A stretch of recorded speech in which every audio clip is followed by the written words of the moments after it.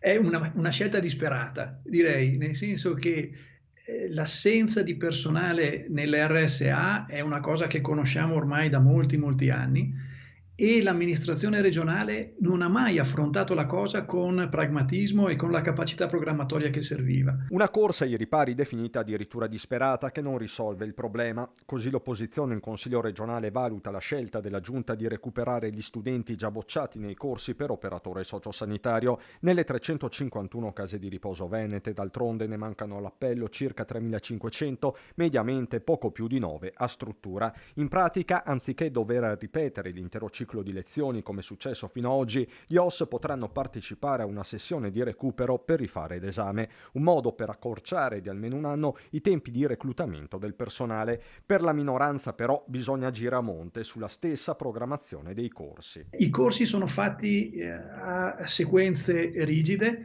e non è stato coinvolto il settore privato nel fare i corsi in maniera adeguata e questo ha portato a questa macroscopica mancanza di personale. Da Palazzo Balbi l'assessore Manuela Lanzarina ha ribadito la linea: non si va a incidere sulla qualità del personale, si tratta piuttosto di una seconda chance per chi il giorno dell'esame non ce l'ha fatta per una ragione o per l'altra. Il dibattito è aperto, ma il problema di fondo rimane. Non si può che biasimare questo atteggiamento, consapevoli però che la situazione è veramente, veramente allo stremo e ci sono delle strutture che stanno pensando addirittura di chiudere perché non hanno personale sufficiente. Questa è una situazione di emergenza reale di fronte a un bisogno che sta crescendo in maniera veramente rapidissima.